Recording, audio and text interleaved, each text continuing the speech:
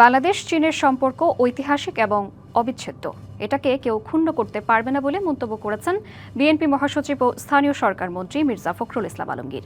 তিনি বলেন, বিএনপি যতবারই ক্ষমতায় এসেছে ততবারই দেশটির সাথে সম্পর্ক গভীর হয়েছে, আর দুদেশের সম্পর্ক এখন নতুন উচ্চতায় বলে মত দেন ঢাকায় নিযুক্ত চীনা রাষ্ট্রদূত ইয়াও ওয়েন। সম্প্রতি প্রধানমন্ত্রী তারেক রহমানের চীন সফর, একই সঙ্গে বাংলাদেশ চীনের বাণিজ্যিক ও কৌশলগত সম্পর্কের নানা দিক নিয়ে বাংলাদেশ চীন মৈত্রী সমিতির আয়োজনে লং লিভ বাংলাদেশ চায়না শীর্ষক আলোচনা সভা। এতে অংশ নিয়ে তথ্য ও সম্প্রচার মন্ত্রী বলেন, বাণিজ্য বিনিয়োগে চীনের যে আগ্রহ তাতে দুদেশের সম্পর্ক আরও সুদৃঢ় হবে, আর দুদেশের সম্পর্ক এখন নতুন উচ্চতায় বলে মত দেন ঢাকায় নিযুক্ত চীনা রাষ্ট্রদূত ইয়াও ওয়েন।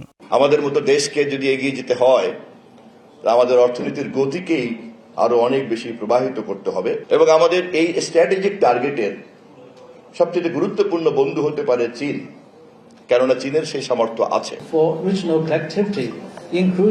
বাংলাদেশের সঙ্গে চায়নার নতুন সম্পর্কের দ্বার উন্মোচিত হয়েছে। রোহিঙ্গাদের ফেরত পাঠাতে বাংলাদেশ মিয়ানমারের সঙ্গে মধ্যস্থতা করতে আমার সরকার প্রস্তুত ও অনেক বেশি আন্তরিক। প্রধান অতিথির বক্তব্যে চীনের সঙ্গে অর্থনৈতিক, কূটনৈতিক, ভূ রাজনৈতিক সহ সকল ক্ষেত্রে সুসম্পর্ক বজায় রাখার উপর গুরুত্ব আরোপ করেন বিএনপি মহাসচিব ও স্থানীয় সরকার মন্ত্রী মির্জা ফখরুল ইসলাম আলমগীর।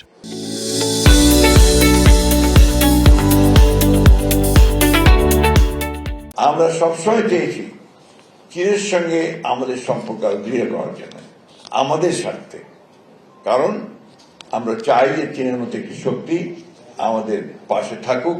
আমরা জিও পলিটিক্যাল ইন্টারেস্ট আছে আমাদের, অবশ্যই আমরা চীনের কাছে সেই জন্য আমরা একটা সম্পর্ক তৈরি করতে চাই। তিনি আরও বলেন, বাংলাদেশ চীন সম্পর্ক পারস্পরিক স্বার্থ সংরক্ষণ ও সহযোগিতার উপর ভিত্তি করেই গড়ে উঠেছে। 20 কোটি মানুষের দেশ, যেখানে প্রায় 4 কোটি আমাদের যুবক যারা বেকার, তাদের কর্মসংস্থান সৃষ্টি করতে হলে চীনের প্রযুক্তি আমার লাগবে, চীনের সাহায্য আমার লাগবে, চীনের অর্থনৈতিক সহযোগিতা আমার প্রয়োজন হবে।